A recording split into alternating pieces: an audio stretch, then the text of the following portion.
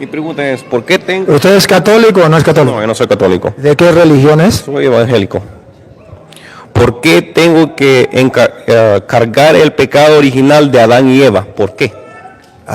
Porque resulta que nosotros venimos en la condición humana y en la condición humana somos frágiles. Y esa condición humana que nos hace pecar, porque somos de carne y hueso, a eso llamamos pecado original, que es la inclinación hacia el mal. Entonces eso es lo que nosotros llamamos pecado original. Nosotros no cargamos un pecado que cometió Adán y Eva, eso es un simbolismo. No cargamos un pecado como decir, es que papá mató a una persona y yo cargo con ese pecado. Eso no es así.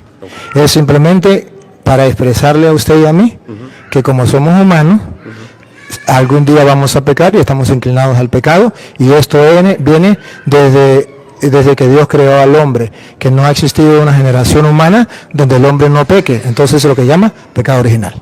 Okay. ¿No escucha dónde? ¿En internet? Allá. Ok, otra pregunta. ¿Por qué confesar los pecados a otro hombre igual que yo, pudiendo hablar directamente con Cristo? Esa pregunta está muy buena, muy interesante. Ciertamente que usted y yo podríamos dirigirnos directamente con Cristo. La pregunta ¿por qué? Es porque está escrito en las Sagradas Escrituras. Por ejemplo, en Levítico capítulo 5, versículo 5, en Levítico 5:5 que vamos a leer, ¿la leemos de aquí o la Biblia Reina Valera? No, aquí quiere que la leamos. ¿Con esta o tiene que ser Reina Valera? ¿Usted la acepta con esta o con la Reina? ¿Con la que sea? Con la que sea. Ajá. Con lo que me lo explique. Ok, sí, con gusto. Mire, hermano, porque es que en la Biblia aparece que nosotros tenemos que confesar los pecados con un hombre pecador que se llama sacerdote. Y si está en la Biblia y es un mandato de Dios, pues yo tengo que cumplirlo. Claro está. A mí me parecería más bonito también hacerlo directamente con Dios. Es el parecer suyo y es el parecer mío. Pero no es el mandato de Dios en la Sagrada Escritura. Vamos a verlo primero en el Antiguo Testamento. En todos estos casos, el que cometió el delito confesará primero su pecado. Confesará primero su pecado. Y vamos a ver a quién se lo va a confesar. ¿A quién? Si se lo va a confesar a un hombre pecador o solamente directamente con Dios. Está en la Biblia. Luego, como sacrificio de reparación por el pecado cometido, llevará a Yahvé una hembra, oveja o cabra. ¿A quién debe llevar el sacrificio y con quién tiene que confesar los pecados? Con Yahvé. ¿Pero Yahvé se puede ver? No. ¿Yahvé puede recibir el sacrificio? No. ¿Quién lo va a recibir y quién va a perdonar a la persona de parte de Yahvé? Y el sacerdote. Escuche, otra vez. Y el sacerdote. Aquí es donde aparece el sacerdote que la Iglesia Católica manda. Y el sacerdote hará la expiación por dicho pecado y persona. Entonces aquí la Biblia dice que es un mandato de Dios que el sacerdote represente a Yahvé. El sacerdote toma el animal, el sacerdote escucha la confesión y el sacerdote hace la expiación de los pecados. ¿Por qué no lo hace directamente Yahvé? Porque él no quiso. Y entonces si la Biblia dice allí que el sacerdote lo hará, ¿qué vamos a hacer nosotros? La Biblia lo pide, la Biblia lo dice y yo debo hacerle caso a la Biblia. Hay otra cita, por ejemplo, Levítico 16:32. A ver si es Levítico. Si no es Levítico es Éxodo, pero una de las dos. Pero 16:32, donde Dios da un mandato. ¿Lo tiene ahí? Escúchelo. El sacerdote. Otra vez. El sacerdote al que haya ungido y consagrado. Al que haya sido ungido y consagrado. O sea, no aquel que se diga, yo puedo perdonar los pecados, yo soy sacerdote, vengan para acá y los confieso. No. La Biblia aclara, el que haya sido ungido y que haya sido consagrado, siga, para ser sacerdote para ser sacerdote, en lugar de su padre, hará la expiación. hará la expiación. El sacerdote hará la expiación. ¿Por qué no lo hace Yahvé? ¿Por qué quiso utilizar al sacerdote? Pero es que el sacerdote es un hombre pecador. Sí, es verdad. Lee Hebreos capítulo 5, versículo 1. Es un hombre pecador. Pero a pesar de que es pecador, Hebreo aclara, es un hombre pecador, pero tiene una potestad, una autoridad, un poder de parte de Dios para perdonar pecados. Vamos a escucharlo. Todo sumo sacerdote es tomado de entre los hombres. La pregunta suya, ¿por qué tiene que ser con un hombre? Un sacerdote es un hombre tomado de entre los hombres. La respuesta está aquí. Todo sumo sacerdote es tomado de entre los hombres y los representa en las cosas de Dios. Representa a los hombres en las cosas de Dios. Y escuche lo que viene. Por eso, ofrece dones y sacrificios por el pecado. Dios le dio esa potestad de ofrecer dones y sacrificios por los pecados. Pero la Biblia no deja hasta ahí. Muestra que Él ciertamente, como dicen los hermanos separados, es un pecador como los demás.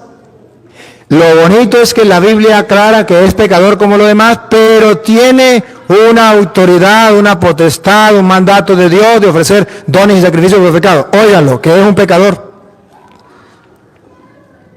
Es capaz de comprender a los ignorantes y a los extraviados, pues también lleva el peso de su propia debilidad. Por esta razón, debe ofrecer sacrificios por sus propios pecados, al igual que por los del pueblo. Entonces la Biblia dice que ciertamente es un pecador, igual que el pueblo, pero que a Dios le pareció muy bien ponerlo como sacerdote. Pues el día en que nosotros, si yo no estoy de acuerdo, por ejemplo, usted no está de acuerdo, el día en que usted sea Dios, lo hace de otra manera. Pero en este momento Dios lo quiso así y lo dejó así y hay constancia. Y le puedo mostrar simbólicamente, en San Lucas capítulo 17, versículo 11, en San Lucas capítulo 17, versículo 11, simbólicamente, ¿por qué? Porque es una enseñanza de Jesucristo con el pueblo judío, con los sacerdotes judíos, pero que tiene un mensaje teológico para nosotros. No pasó de moda, la palabra de Dios no pasa de moda, es viva y eficaz. No pasa de moda. Vamos a ver qué dice Lucas 17:11. Escuche. De camino a Jerusalén, Jesús pasaba por los confines entre Samaria y Galilea.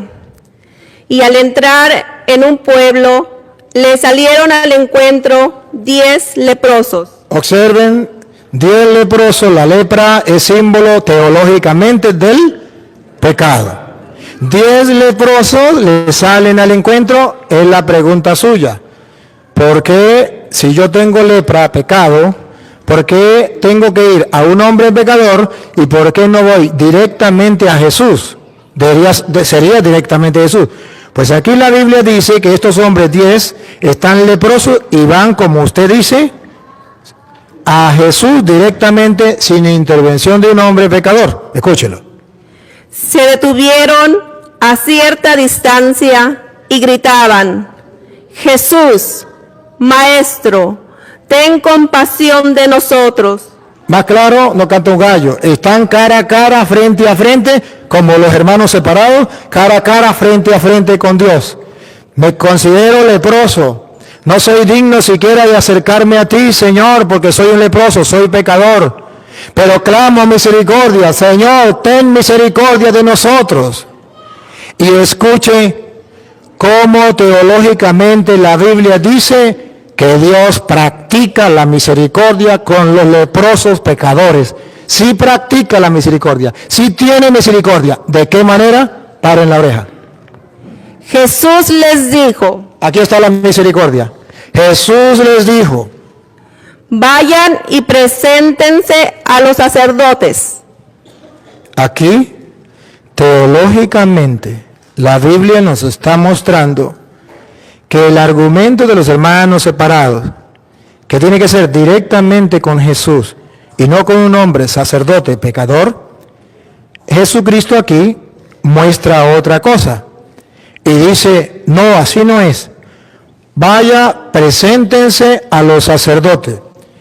Y si somos sinceros, si estos leprosos hubiesen sido protestantes, ¿creen que hubiesen ido al sacerdote? La excusa sería la misma suya. ¿Cómo voy a ir a un hombre pecador? ¿En qué mente? Esta no es excusa, esa es pregunta a la calculación. Oh, está bien, gracias, perdón. Tienes razón a la pregunta. ¿Cómo voy a ir a un hombre pecador cuando tengo directamente a Jesús? Señor, yo no estoy de acuerdo. Deberías sanarme tú mismo. ¿No tienes poder? ¿No es que eres Dios? ¿Cómo me va a mandar al sacerdote? Lo más hermoso de la teología bíblica es que cuando obedecen a su palabra de vaya al sacerdote y toman la decisión, la misericordia de Dios los agarra. O sea, la misericordia de Dios está ahí para aquel que obedece. El que no obedece está ponchado. Escuche. Mientras iban, quedaron sanos. Ahí está la misericordia de Dios. Obedecieron y quedaron. Entonces, si lo comparamos con Juan capítulo 20, versículo 23, si lo comparamos con Juan 20, 23, ¿se acuerda? Jesús dijo, vaya y preséntese a los sacerdotes. Obedecieron y quedaron curados. Ahora lo comparamos con Juan 20, 23. A quienes descarguen de sus pecados, Vaya, preséntese a los sacerdotes. Y cuando ellos fueron, a quienes descarguen de sus pecados serán liberados. cuando ellos obedecieron, ¿cómo quedaron? Liberados, sanos. Si no hubiesen hecho caso a la palabra, escuche, Y a quienes se los retengan, si no hacen caso y no van al sacerdote, les serán retenidos. les serán retenidos. Pero al igual que San Lucas dice que mandó a los leprosos al sacerdote, en el versículo 21 dice que Jesucristo mandó, así como en el Antiguo Testamento Jehová o Yahvé, como ustedes lo quieran llamar, mandó a los sacerdotes a practicar la misericordia, hacer el sacrificio de expiación de los pecados. Así Jesucristo lo hace en el Nuevo Testamento. Óigalo. Jesús les volvió a decir, la paz esté con ustedes. Aquí está, con la lupita. Ayúdenme con lupita. Aquí está, véanlo. Véanlo con claridad. Como el Padre me envió a mí, ¿Quién niega que el Padre envió a Jesús a perdonar pecados?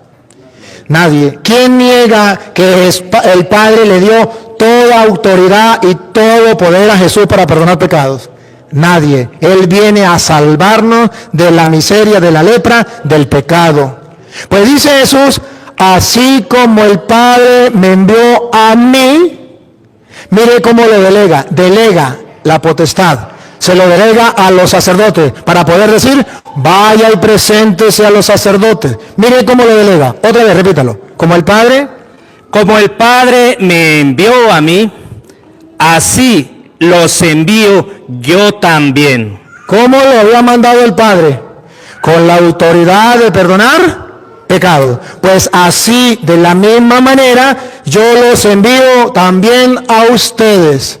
Entonces se trata de aceptar a los que Jesucristo envió o no aceptarlos.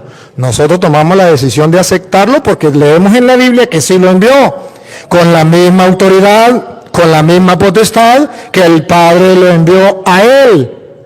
Así como el Padre me envió a mí, Yo los envío a usted, de modo que en el mundo hay hombres que van con la autoridad de Cristo. ¿A qué? Versículo 23. A quienes descarguen de sus pecados serán liberados. Si hay en el mundo, por delegación de Jesucristo, hombres pecadores que andan perdonando los pecados y le quedarán perdonados, aunque haya hermanos que digan lo contrario. Y Jesús dice, y aquellos a quienes no se lo perdonen porque nunca creyeron en el sacramento de la confesión, le quedarán sin perdonar. Entonces, me hace la pregunta, yo se la respondo. Si tiene otra pregunta con respecto a esto u otra pregunta, me dice y con gusto se la respondo. Y antes de respondérsela, le felicito por la capacidad de preguntar, la capacidad de oír y de querer aclarar las cosas, porque esto es lo que es grato a los ojos de Dios y digno de admirar y de felicitar a usted, que me quedo sumamente extrañado, pero también extasiado al encontrar un ser como usted. Okay. Otra más, no sé si la va a poder contestar acerca de esto, porque es un poquito... Hágala. Siendo el Señor tan cariñoso de todas las virtudes que Él tiene, ¿sabré algún párrafo, algo ahí que diga que solo nosotros existimos en el universo? No lo dice. La Biblia no niega la posibilidad de que... Pero no hay nada con certeza. No, con certeza no, que diga que hay seres en otro lugar, pero no niega la posibilidad de que exista. Lo que sí la Biblia muestra es que si existe seres en otro lugar, también fueron creados por Dios, a lo mejor en otra época, a lo mejor de otra manera, pero no lo dice. No. ¿Hay dado algún versículo o capítulo que explique algo de eso? No lo explica así claro, no. Tampoco lo niega.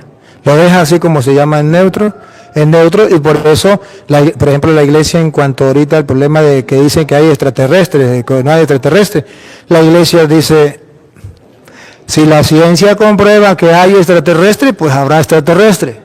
Pero no podemos estar creyendo a lo que la gente diga, que yo vi un extraterrestre porque escuché un ruido, porque yo vi... No. Cuando la ciencia compruebe y diga que existe, pues la Iglesia dice, la ciencia la dejó Dios al hombre para que pueda investigar y pueda saber. Y si la ciencia demuestra que existe, pues la Iglesia dice, pues si existe, existe. Pero Él creó todo, lo visible y lo invisible. Todo lo creó Él. Entonces, si todo lo creó Él, si llegan a existir los extraterrestres, eso también los creó Dios. Ok, otra, esta no va de parte mía, es por parte de otra persona.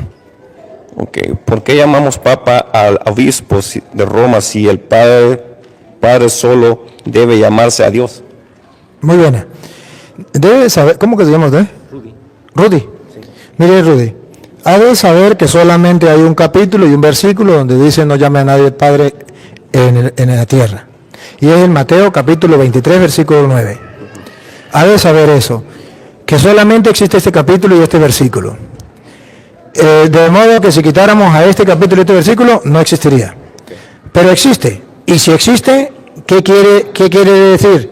Hay dos interpretaciones. Una, la de los hermanos separados, y otra, la de los católicos.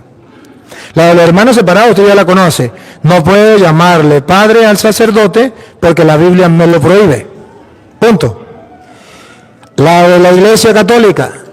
Sí puedo llamarle padre al sacerdote porque la Biblia no prohíbe que yo llame padre al sacerdote, a pesar de que Mateo dice, a nadie llame padre sobre la tierra.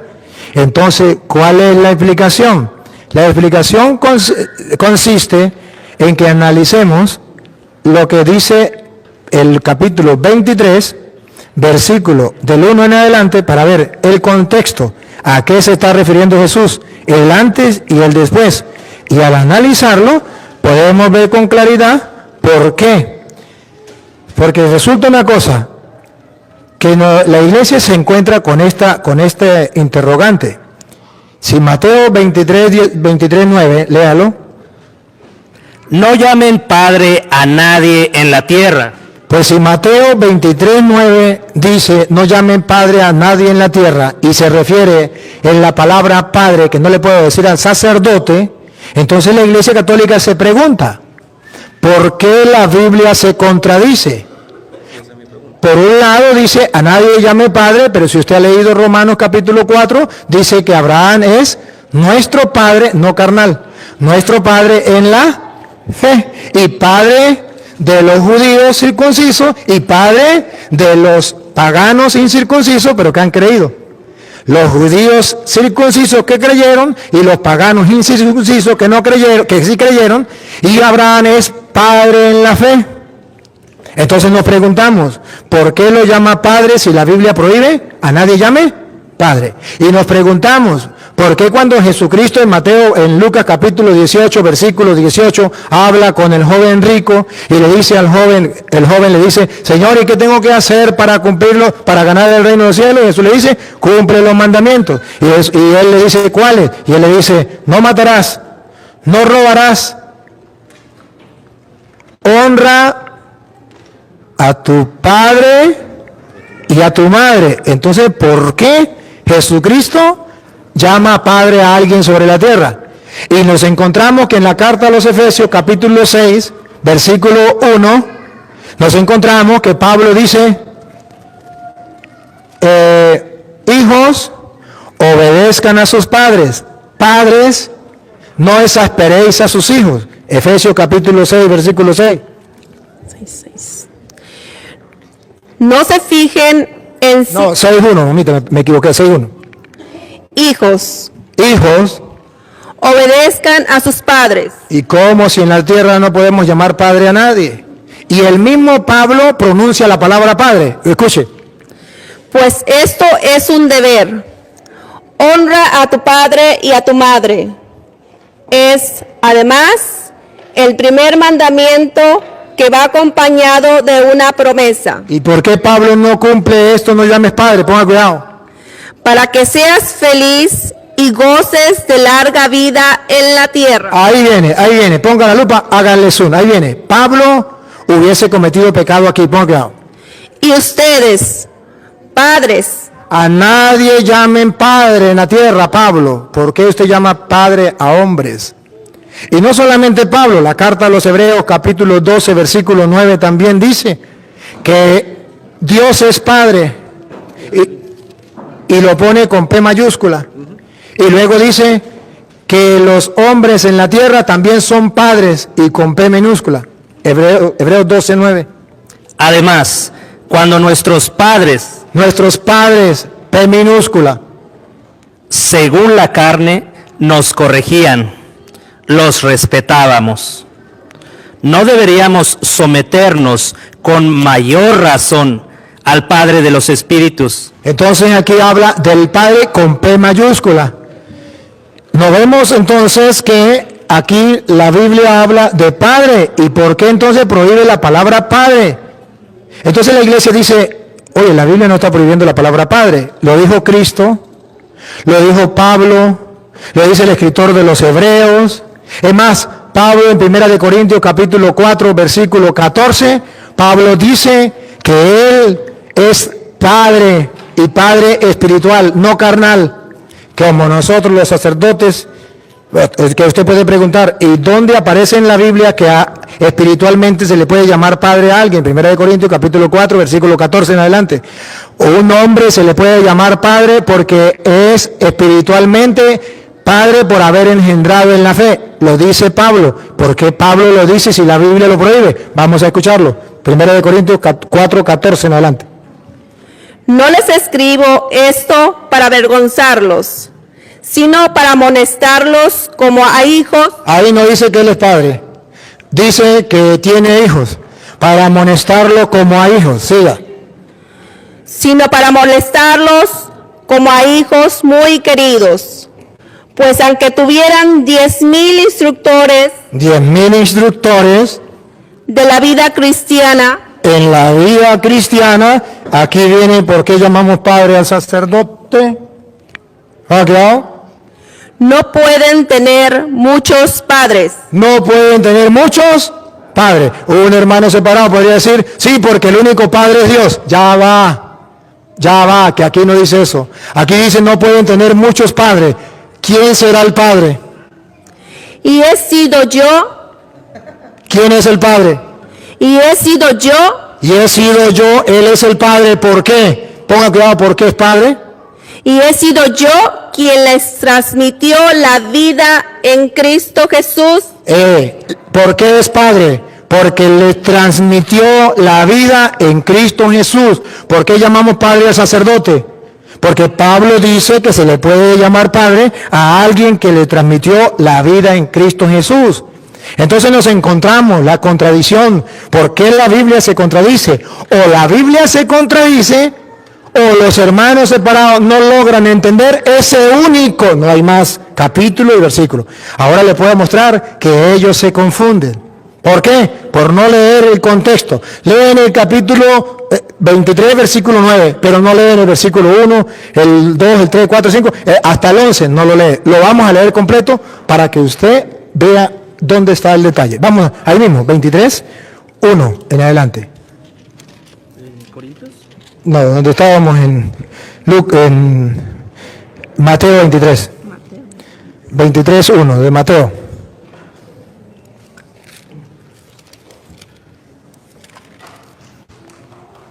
Entonces Jesús habló. La enseñanza. Jesús habló, viene a enseñar.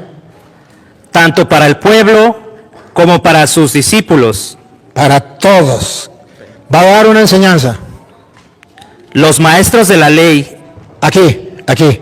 Observen que Jesucristo está hablando del contexto. Está hablando de los maestros de la ley. No sabemos quién eran los maestros de la ley, nosotros no los conocemos. Pero por lo que diga Jesús, lo vamos a entender. Los maestros de la ley Y los fariseos y los fariseos han ocupado el puesto que dejó Moisés. Hagan y cumplan todo lo que ellos dicen, pero no los imiten. Primera enseñanza, los fariseos y los escribas, los maestros de la ley, han ocupado el puesto de Moisés, pero hagan lo que ellos dicen, pero no hagan lo que ellos hacen. ¿Por qué? Pero no los imiten, porque ellos enseñan y no practican. Preparan pesadas cargas, muy difíciles de llevar. ¿Van observando cuál es el contexto? Enseñan pero no practican. O sea, ellos, bien, tranquilos, pero los otros sí tienen que practicar lo que ellos dicen. Ellos no hacen nada. Y luego dice, forman pesadas cargas y se la ponen al hombro de los demás, pero ellos ni siquiera mueven un dedo. ¿Ven el contexto de lo que él está hablando? No mueven un dedo. O sea, cuando una persona explota a otra, cuando una persona humilla a la otra, cuando una persona se cree más que el otro y se sienta en las cátedras de Moisés y pone a los demás que hagan, pero él no hace nada. ¿Van siguiendo la idea? Sigue. Muy difíciles de llevar, y las echan sobre las espaldas de la gente. Pero ellos ni siquiera levantan un dedo para moverlas. ¿Ya ven cuál es el problema que nos encontramos? Con gente que está explotando, sometiendo a otras personas. Jesús va a salir en defensa de esas personas y nos va a dar una enseñanza que nosotros no debemos hacer así. No debemos ser así. Pero Él nos viene a explicar cuáles son las personas que son así. En primer lugar, los escribas y los fariseos. Pero no solamente los escribas y los fariseos. Había otro grupo que también hacía lo mismo, que eran los maestros y que eran los padres. Los maestros que sometían a sus discípulos. No consideraban iguales a los discípulos. Ellos se creían lo más y el discípulo una basura. A máximo, ¿cómo podía llegar el maestro, el discípulo? A ser como el maestro, pero nunca podía superar al maestro. La soberbia se los tragaba a los maestros. Pero también existía el Padre. El Padre, que ahorita lo van a ver en Gálatas capítulo 4, versículo 1, que el Padre trataba al Hijo como un esclavo, como un cachifo. Y lo vamos a leer Gálatas 4:1. Y lo vamos a leer de alguien que lo sabe, Pablo. Entonces el Padre trataba al Hijo como un esclavo. Le montaba cargas y él no lo hacía. Pobre hijo era explotado. El maestro con el discípulo, igualmente. Ponga cuidado, Gálatas. Usted se queda ahí, Gálatas 4:1. Ahora yo digo, mientras el hijo del dueño de casa es aún niño, Mientras es a un niño el hijo del dueño de la casa, mire cómo el padre trata al hijo. Ponga cuidado. no tiene ninguna ventaja sobre los esclavos, ¿Cómo lo trata? Como un esclavo. No tiene ninguna ventaja con los esclavos. Entonces Jesucristo está criticando a los soberbios. Entre ellos estaban los maestros, entre ellos estaban los padres de familia, entre ellos estaban los fariseos, los escribas. Y Jesucristo a cada uno le va dando, y va a terminar diciendo Jesucristo que entre nosotros no puede ser así, que tenemos que ser distintos. Pero observen entonces que Jesucristo está hablando aquí de que ponen carga y ellos no mueven ni siquiera un dedo para cargarlas. Repítelo y sigue. Pero ellos ni siquiera levantan un dedo para moverlas. Todo lo hacen para ser visto por los hombres. Miren esas largas citas de la ley que llevan en la frente y los largos flecos de su manto. Está hablando de los maestros de la ley y de los escribas y fariseos. Ahora ponga cuidado lo que sigue. Les gusta ocupar los primeros lugares. Otro problema, la soberbia, el orgullo, los primeros lugares. En los banquetes y los asientos reservados en las sinagogas. Les agrada que los saluden en las plazas y que la gente les llame maestro. Aquí caemos, ahí caímos. ¿Cómo les gusta que los llame la gente? Maestros. ¿Y qué eran los maestros? Los que sometían a sus discípulos. Ahora Jesucristo usted va a poner la lupa, que Jesucristo va a decir, ustedes no se dejen llamar maestros. Observen que la primera es para nosotros. Ustedes no se dejen llamar maestros. O sea, que nadie me tiene que considerar a mí como el Señor, como el que somete a los otros. O sea, a nadie, no se dejen llamar maestro. Ustedes no pueden ser los explotadores de los demás, los que humillan a los demás. Ustedes no pueden ser los que le montan cargas a los demás. Ustedes no hagan eso. Ustedes no se dejen llamar maestro. Y observarán que no está hablando de lo que es común en la casa. Porque dice, ustedes no se deben llamar maestro. ¿Por qué no? Porque, miren lo razonable. Ustedes no se dejen llamar maestro. Porque ustedes todos son discípulos. ¿Sí o no? Esa es la lógica. Ustedes no se dejen llamar maestros porque todos ustedes son discípulos. Y la otra, y usted a nadie llame padre porque todos ustedes son discípulos. No. Úseme la razón. No se dejen llamar maestros porque todos ustedes son discípulos. Y a nadie llame padre porque todos ustedes son hijos, hermanos. ¿Sí captan allá? Pero no lo dice así. Y si usted pone la lupa, ¿por qué Jesús no lo dice así? Lo lógico sería, no se dejen llamar maestros porque ustedes son discípulos. A nadie llame padre porque ustedes son hermanos. Un solo Dios y ustedes son hermanos. Pero no lo dice así. Ponga cuidado cómo lo dice. Lo que es ustedes está criticando a los que se creen más que los demás y nos está dando una lección. Nosotros no podemos ser así. Lo que es ustedes, miren, deben corregir lo que hacen aquellos. Les gustan los primeros puestos, montan cargas a los otros, hagan lo que ellos digan, pero no lo que ellos hacen. Ajá, aquí, ponga la lupa. ¿Otra vez? Lo que es ustedes, no se dejen llamar maestro, porque no tienen más que un maestro, y todos ustedes son hermanos. ¿Por qué no dijo hermanos cuando habla de padre? ¿Por qué lo dice cuando habla de maestros? Ustedes no se dejen llamar maestros. Ustedes todos son hermanos. Ahora viene la otra. No llamen padre a nadie. Ya no dice no se dejen llamar. La primera parte es no se dejen llamar maestro. En la segunda parte es a nadie llame padre. O sea, mire, si yo me dejo llamar maestro por ella, estoy diciendo que ella es la cachifa, la discípula, la esclava, que yo tengo derecho según la ley de yo someterle cargas pesadas y que ella las cargue y yo no mover un dedo. Entonces, yo paso a ser más que ella. Pero la segunda es, a nadie llame padre. Ya no es que ella no me puede llamar a mí maestro. O sea, yo no me puedo creer más que ella. Ahora, a nadie llame padre, que así como yo no me puedo creer más que ella, tampoco me puedo creer menos. A nadie llame padre. El hijo era un esclavo. En nada hace diferencia del esclavo. Entonces él era el Señor. Y dice Jesús, no, todos somos iguales.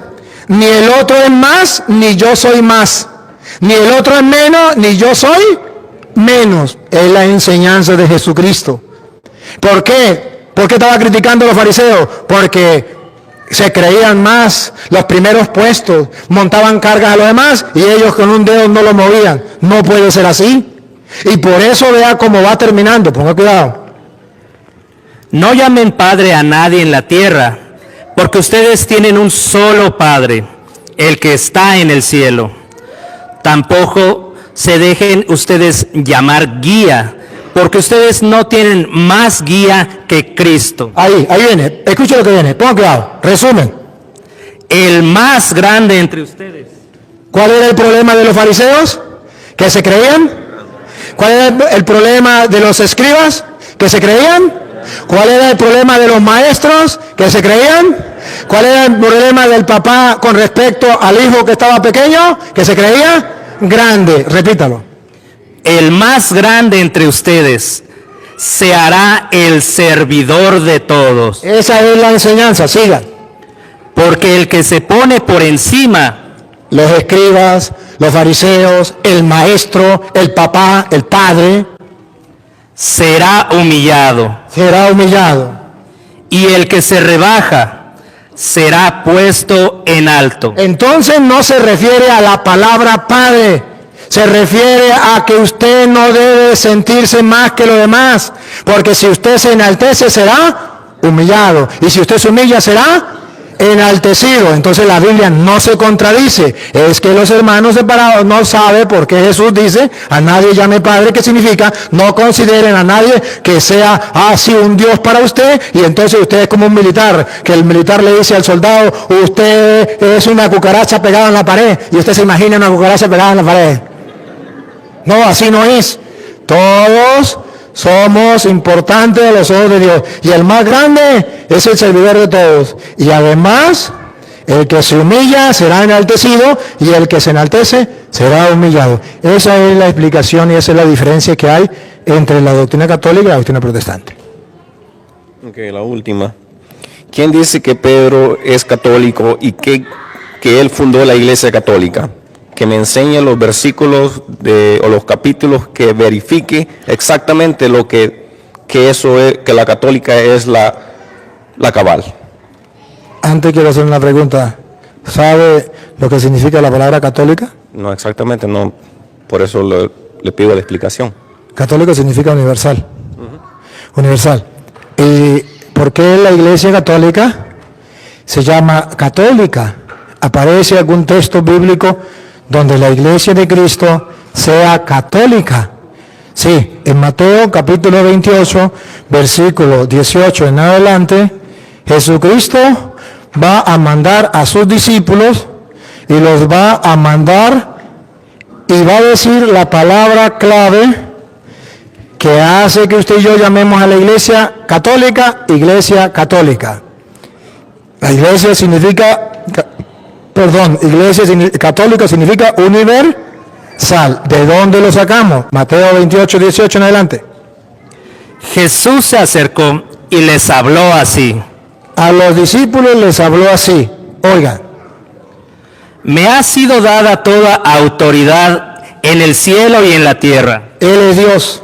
Tiene toda autoridad en el cielo y en la tierra. Vayan, Un mandato. Aquí está mandando a la iglesia. Le está enviando. Vayan. Esa iglesia comenzó con los 12 apóstoles. Pero es una iglesia católica. ¿Cómo sabemos que es católica? Vamos a ver a dónde los mandó. Vayan. pues, y hagan a todos los pueblos. Todos los pueblos significa católica. Católico es un sinónimo de universal o de todos los pueblos. Entonces, cuando nosotros decimos que la iglesia de Cristo es católica, significa que cuando Cristo mandó a sus apóstoles, lo mandó a todos los pueblos, a todo el mundo. Y se llama católica por el mandato. Vayan y hagan que todos los pueblos sean mis discípulos. Entonces, cuando Él lo manda a todos los pueblos, sin duda que es una iglesia universal, católica. Y es entendible. El Dios en que usted cree y en que yo creo, ¿es un Dios solo para un grupito o para todos? Entonces, ¿es un Dios católico o no es católico? Entonces, ¿es un Dios católico o no es católico? ¿No es católico? Yo no sé si es católico o no es católico. Ya le dije qué significa católico. Sí.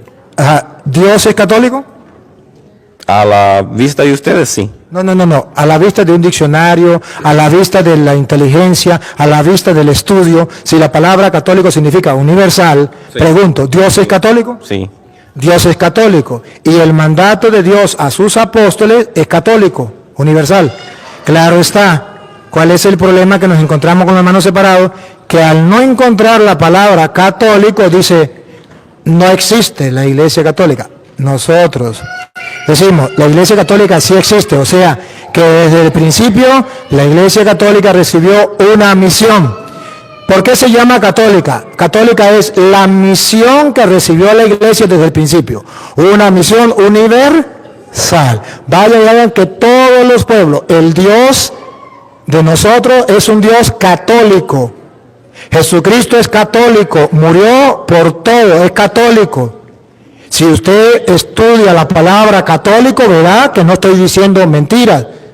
Pero católico, al hermano separado, le cae pesada la palabra. Pero sin embargo, aunque le caiga pesada, Jesucristo es católico, Dios es católico y la iglesia es católica, universal. Ahora, viene la segunda pregunta.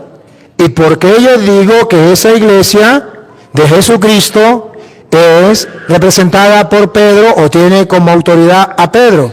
Porque cuando Jesucristo fundó la iglesia en Mateo 16, 18, le dio la autoridad a Pedro y se la dio de varias maneras. Le dio la autoridad. Funda una iglesia y le da una autoridad. Vamos a escuchar cómo le da la autoridad. Y ahora yo te digo, tú eres Pedro, o sea, piedra. ¿Con quién está hablando? Con Pedro. Tú eres Pedro, o sea, piedra. Y sobre esta piedra edificaré mi iglesia. Primero, Cristo funda una iglesia. Ahora vamos a ver el papel de Pedro. Aquí viene el papel de Pedro. Ya fundó una iglesia. Tú eres Pedro, sobre esta piedra edificaré mi iglesia. De aquí para adelante entra el papel de Pedro. Ponga cuidado. Los poderes de la muerte jamás la podrán vencer. Todavía no entra Pedro. Hasta ahora le está dando garantía. Fundo una iglesia que ni el diablo la podrá vencer. Si usted toma en serio esta palabra, quiere decir que la iglesia de Cristo, si esto es verdad, nunca dejó de existir. Ni el diablo la podrá vencer. La acaba de fundar y el diablo no la podrá vencer. Y el versículo 28 de Mateo, ¿usted qué dice ahí? Mateo 28, 20, lo dice de otra manera.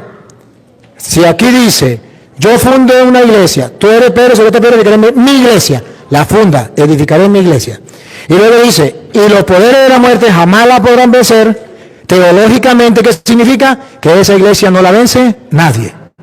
Pero que si no la vence nadie, es una iglesia que debe estar presente todos los tiempos y nunca dejó de existir. Y si dejó de existir en un tiempo, no es la de Cristo. Porque él dice en Juan 28:20. ¿Qué digo? Juan, Mateo. 28:20. Y enséñeles a cumplir todo lo que yo les he encomendado a ustedes. Y escuchen la promesa de Jesús. Yo estoy con ustedes todos los días hasta el fin de la historia. Esa iglesia no es una iglesia que existió y dejó de existir en un tiempo.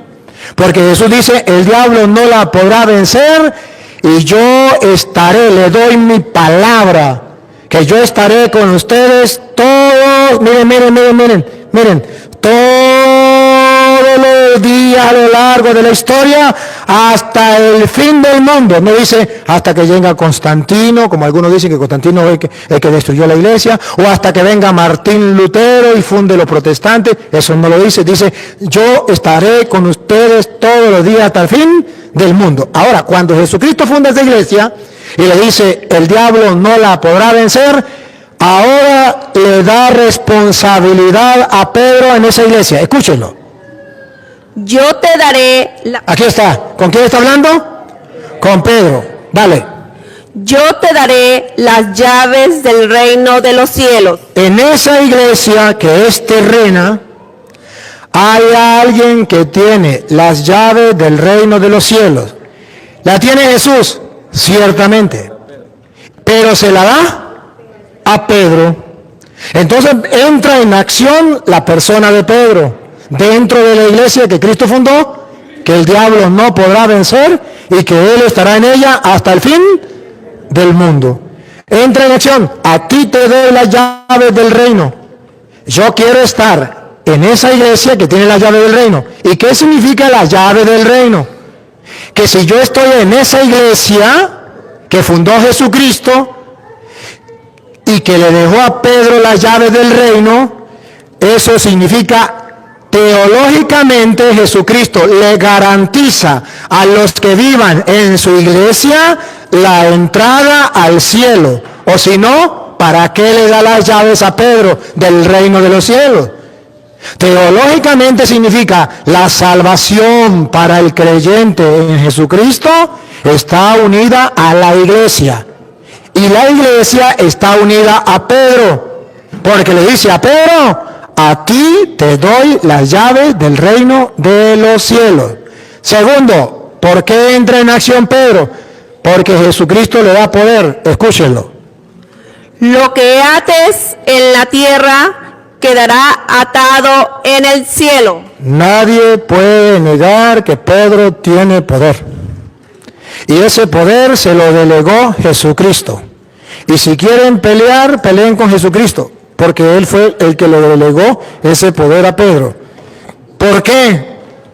Porque Él quiso. Yo no estoy de acuerdo, de ese problema suyo. Pero la Biblia dice que Jesucristo le delegó a Pedro la autoridad. Lo que ates, atado quedará en el cielo. Lo que desates, desatado quedará en el cielo. Desde ahí viene la iglesia católica a la que ustedes y yo pertenecemos y no ha dejado de existir ni un día en la historia del cristianismo, ni un día. Y entonces viene la pregunta, ¿y por qué los hermanos separados no existían en el año 1000, si era la iglesia de Cristo? ¿Por qué no existían en el año 500, si era la iglesia de Cristo? Y si Cristo dijo, nadie la podrá vencer y yo estaré con ustedes todos los días hasta el fin del mundo. ¿Y por qué yo tengo que estar en una iglesia que fundó Martín Lutero, Carlos Parán, Elena de White, José Smith, el que usted quiera, y no voy a estar en la iglesia que fundó Cristo y le dio el poder a Pedro, y a mí me consta en la Sagrada Escritura, que le dijo, lo que ates quedará atado, lo que desate quedará desatado? ¿Por qué yo no puedo estar en esa iglesia? ¿Por qué me tengo que ir a otra iglesia? Si Jesucristo le dio esa autoridad a otra iglesia, ¿en qué capítulo? ¿En qué versículo le dio autoridad a esa iglesia? O donde Jesucristo dijo, cada uno puede fundar su propia iglesia. Y eso es lo mismo. No hay un capítulo, no hay un versículo donde dice que usted puede fundar otra iglesia o que Jesucristo dice eso es lo mismo. No lo existe. Y me alegra que usted lo sepa. Entonces, la explicación está aquí. La forma de actuar suyo, la forma de ser, a mí me fascina, me impacta y déjeme decirle que me siento muy agradecido y muy a gusto con que usted esté aquí preguntando, porque veo que son preguntas de persona que quiere saber y que simplemente quiere escuchar la explicación. He ahí la explicación. Si tiene otra preguntita, me dice. Creo que sea un poquito corta. Ok. La Biblia fue construida por los católicos. ¿Por qué dejaron los demás libros afuera y no lo concluyeron todo? ¿Por qué? ¿Cuáles libros? Los otros libros que supuestamente que no los incluyeron en la Biblia. Ajá, hay unos libros que se llaman apócrifos, sí, que no fueron incluidos en la Biblia. ¿Por qué no fueron incluidos? Porque resulta que cuando la iglesia va a hacer la Biblia, nombra un grupo de personas que vayan a analizar cuáles son los libros que son auténticos, y que no son falseados o solamente con nombre de los apóstoles. Existía cuando la iglesia, cuando está el cristianismo, existía lo que se llamaba la gnosis, creo que era, los gnósticos, pero no lo mismo de ahorita, eran de otra clase. Y resulta que ellos, para engañar a la gente, ponían, Jesucristo se casó con María Magdalena y tuvo más hijos. Y para que la gente le creyera, ponía Evangelio según Santiago, por decir algo. Entonces, la iglesia dice, vamos a examinarlo. ¿Cuáles eran las condiciones de examinar? Varias. Una, que esa escritura estuviese en coherencia, en concordancia con la sagrada tradición. Porque resulta que en ese tiempo todavía no se mantenía la escritura como lo propio, sino era hablado. Entonces, eran pocos los que escribían. Entonces, según la tradición, vamos a analizar a ver si coincide. Segundo, vamos a ver si hay pruebas de que viene de ese apóstol. Tercero, y es la más pesada, los libros que eran inspirados por Dios, los cristianos lo tenían como palabra de Dios, lo leían en la misa. Entonces, ¿cuál era el criterio? En Roma se lee esta carta a los romanos, la carta que Pablo mandó a los romanos, ahí se leía. Entre los cristianos leían esa carta. En Tesalónica estaba la carta a los tesalonicenses, entonces ahí se leía esa. En Filipo estaba la carta a los filipenses. En Corinto, la carta a los corintios. En Éfeso, la carta a los efesios. Entonces, había cartas que se leían en la misa, en la liturgia. Entonces, ¿qué hizo la iglesia? Vamos a ver. ¿Qué carta se lee allá? La carta a los corintios.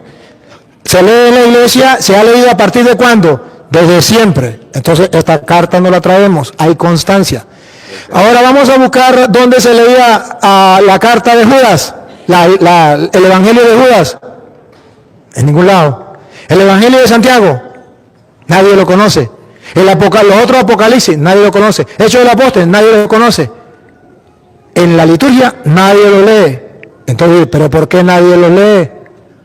Y vamos a investigar, y entonces descubre que era unos enemigos de la iglesia, que eran los gnósticos, que llegaban a atacar a la iglesia, y para atacarlo entonces metían cizaña, doctrina falsa. Entonces dice, esto no, y van quitando los libros apócrifos, y la iglesia dice, solamente hay constancia de esto y de esto, por eso se reciben esto y no se reciben los otros. Okay, gracias. Gracias. Yo quiero darle las gracias a este hermano.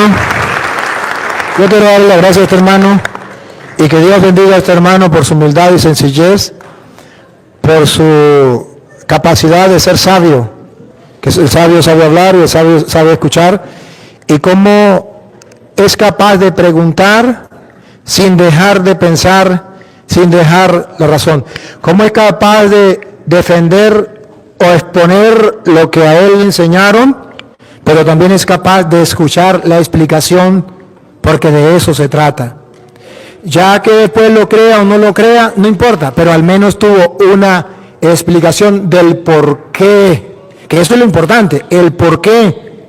Ya él después sabrá por qué en la Iglesia Católica llaman padre al sacerdote. Él sabe por qué, ya alguien se lo explicó. ¿Por qué se confiesa con un hombre pecador? Ya alguien se lo explicó. Puede ser que lo crea o no lo crea, pero ya él tiene consentimiento, conocimiento del por qué. Y esto es lo que es digno de admirar y felicitar. Un fuerte aplauso para este hermano.